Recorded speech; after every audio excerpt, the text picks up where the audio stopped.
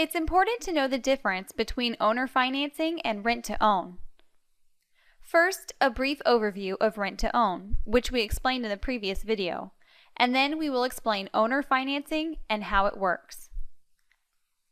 In a rent-to-own purchase, which can also be called a lease option, lease purchase, lease-to-own, rent-to-buy, or the like, you as the buyer or tenant have the option to purchase the home at any time during the rental period. This means that you have the legal right to purchase the home for a fixed period of time, but you're not obligated to purchase if you decide not to, or if you're unable to qualify for a mortgage.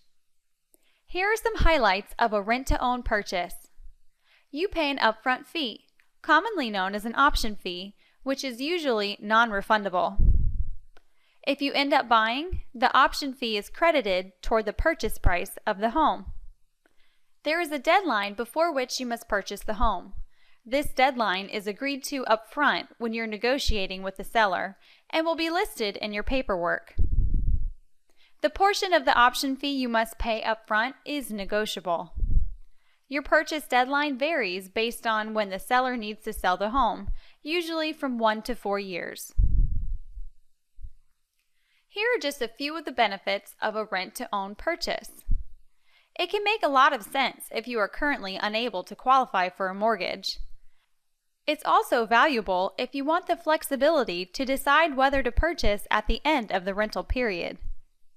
You'll have time to improve a low credit rating while you enjoy the peace of mind of knowing that you can eventually purchase your home. You have the potential to build equity. Rent-to-own gives you the ability to check out all the features and any possible faults of the home during your rental period. Now, let's take a look at owner financing. This can also be called a land contract, seller financing, contract for deed, or the like. In this case, you make payments to the seller without using a lending institution or bank. Unlike rent-to-own, you are actually purchasing the home once the paperwork is signed. With owner financing, you will want to use a title company and have all the steps taken you would normally take when buying a home with a traditional mortgage. So you will want to make sure there is a title search, appraisal, etc. Finding true owner financing offers are tough because the seller of the house needs to own the home free and clear. Otherwise, you would need to qualify for a loan to pay off the remaining balance of the seller's mortgage. Consider the seller for a moment who owns a house free and clear. If they do a mortgage for you with owner financing, they will not be getting any money at all other than the down payment you pay them minus their closing costs. So, for a typical seller to consider owner financing, they will usually want a large down payment up front, higher sales price, high interest, high payments each month. They would also likely want the full balance as soon as possible. In order for a seller to receive their lump sum of money faster than the 30 years a traditional mortgage is today, the seller will include what's known as a balloon payment or call. The balloon payment mortgage is where the loan is financed over a traditional mortgage length, like 30 years. But the full balance on the loan is due when the balloon payment is due. This can be any amount of time the seller chooses. A balloon mortgage is common with normal bank financing, but more so with commercial loans rather than residential houses. An example balloon mortgage through a bank is the 7-year Fannie Mae balloon, which features payments on a 30-year period. But like it states in its name, the balloon payment is due in 7 years. Based on our experience with owner financing listings from private sellers, a buyer can expect a balloon payment to be due in 2 to 7 years. But again, this is up to the seller and their needs. The number of years until a balloon payment is due is something that will be discussed up front with the seller, along with the sales price, interest rates, and monthly payments.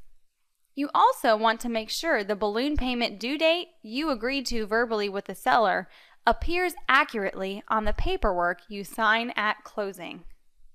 For example, imagine an owner financing scenario with a 4-year balloon payment. This would mean that after 4 years, you will have to either refinance the amount due to the seller with a traditional bank or pay off the home. If you are unable to pay off the house when the balloon payment is due, the seller can foreclose on the house and keep any money paid to them so far. Here are some important characteristics of owner financing. The seller of the property acts as the bank. The seller holds the mortgage from you as the buyer, which is secured by the property as collateral. Owner financing may work well for buyers with poor credit, but you usually need access to a large sum of money for a down payment. So the big difference between the two offers are with owner financing, you are a buyer. With rent to own, you are renting, but you have the option to buy at a later date. Hopefully now you have a basic understanding of how rent to own and owner financing work. And you have probably already decided which method would be best for you. We think it's very important to mention the confusion many sellers have with these two very different options for selling and buying a home. You see, many of the listings offered as owner financing are actually what we consider a rent-to-own.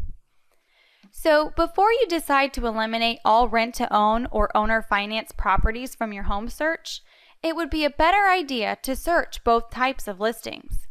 When you find a home that looks like it could be right for you, give the seller a call and ask exactly what is being offered.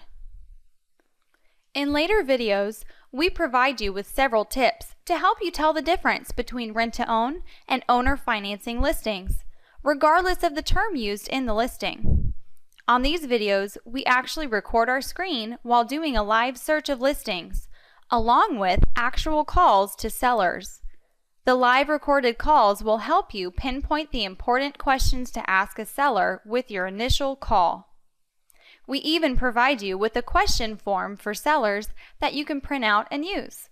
Asking the right questions on your first call you make to a seller about their house can save you a lot of time and heartache.